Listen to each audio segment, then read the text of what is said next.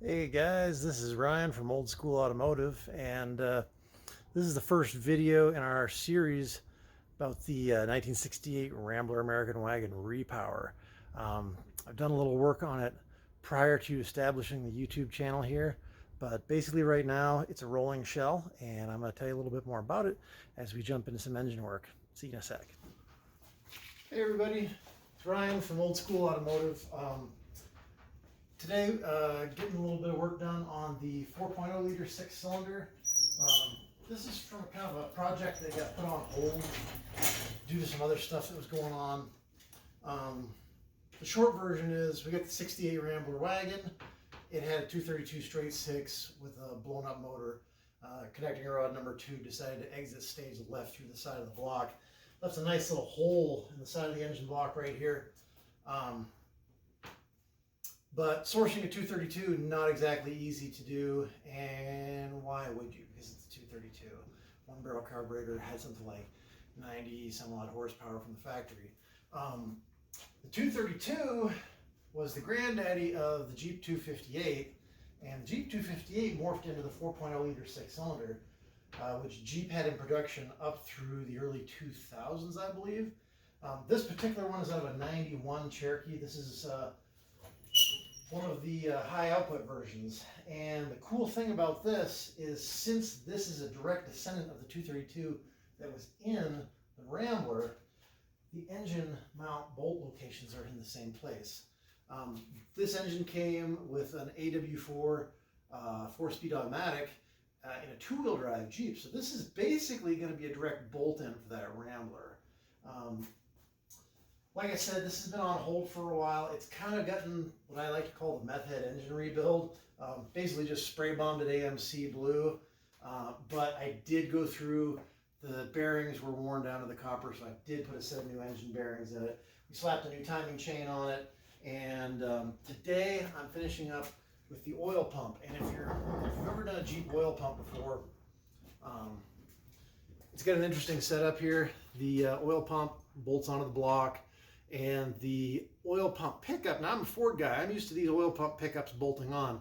The Jeep one, however, is a press fit into the side of the oil pump, and one of the oil pump mounting bolts holds it in place to make sure that it doesn't back out. But because it's a press fit, well, it needs to be a press fit because otherwise the suction of the pump won't pull oil up through this pickup tube. So it's kind of important that you get this thing seated right. This is the first one of these that I've done. What I ended up doing to separate the old one was I clamped the pickup tube in a vise as tight as I could without squishing the tube. Then I used a big pair of channel locks to just basically twist the oil pump body off. And then installation was reverse or removal. I just put a little bit of that, what the heck do you call it? Oh, high-tack gasket sealant. It's kind of like a gasket shellac. It never really hardens. But I figured it'll do two things for me. One, it'll lubricate the installation going on, and two, it'll help keep any air leaks to a minimum to make sure this is sucking oil really good from the oil sump.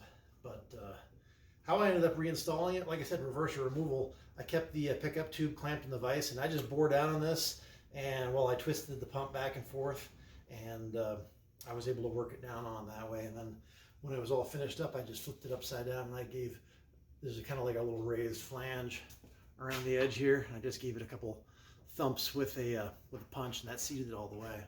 But yeah, I'm just going to go ahead and install this on the engine here, just so we can get a little bit further progress on this project. Like I was alluding to earlier, this being the high output 4-liter, it's something around 190 horse. So it's going from a 90 horse engine to a 190 horse engine with multi-port fuel injection with a 4-speed overdrive transmission from the original Borg Warner 3-speed.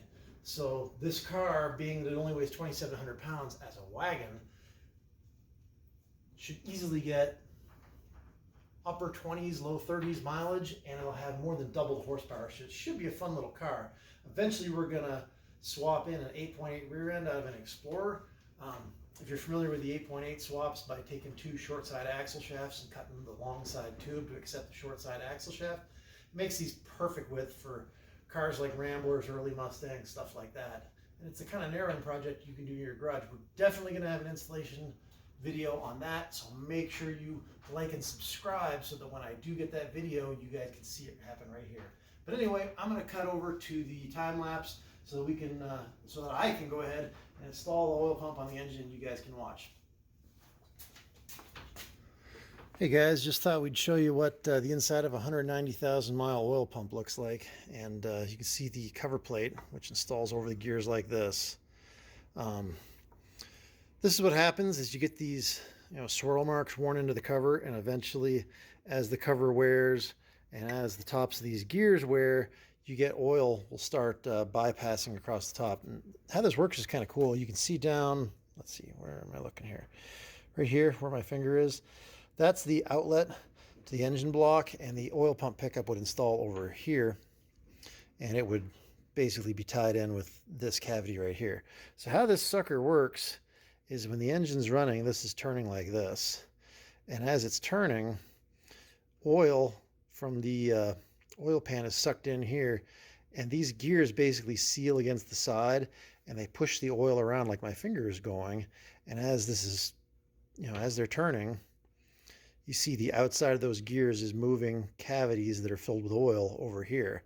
And as the gears come back around, you'll notice that the teeth, as they mesh, they kind of squish the space out. So that any oil that's in here gets squished out this way, and any new oil is getting, pulled this way and stuffed in here. So it's physically getting stuffed in here to pressurize the engine bearings and, the engine oil galleries.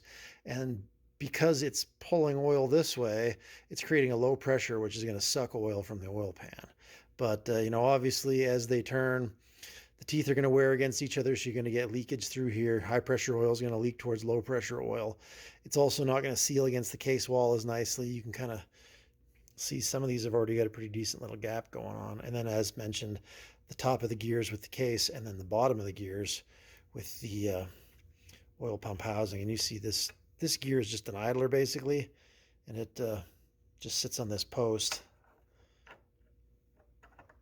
And this other gear, this is the driven gear. Oh, yeah. It's pinned in place so it can't back out, but it's attached to this shaft here that interfaces with the bottom of the distributor. So as the distributor turns, because the engine's running, the little gear spin, spin, spin.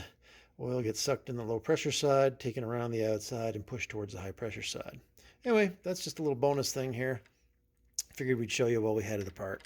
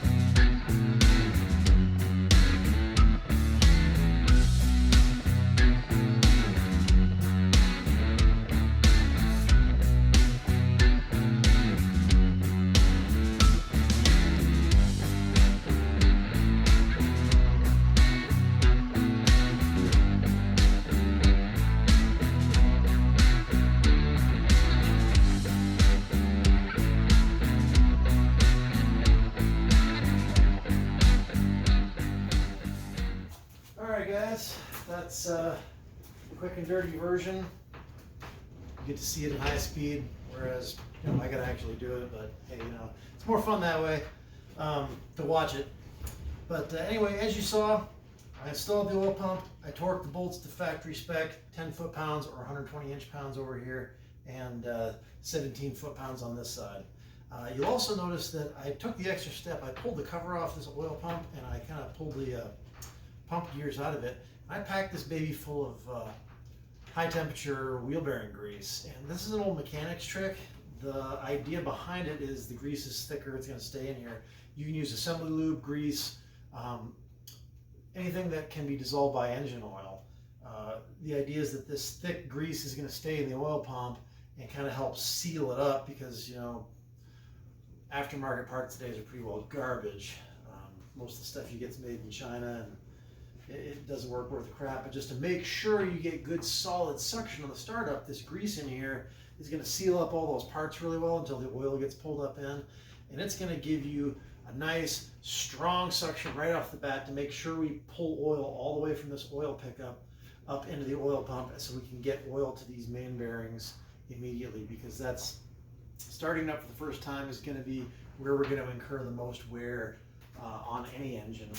So what I'm also going to do is, just to ensure that this has good oiling, is when it's installed in the car, before we fire it up the first time, I'm going to pull all 6 spark plugs out so there's no load on the crankshaft, and I'm going to just crank this thing until I see oil pressure building on the gauge, and that way I know that I've got oil going to all the important parts inside the engine before I put a load on it, and we can install the spark plugs and get compression going on, and then eventually firing.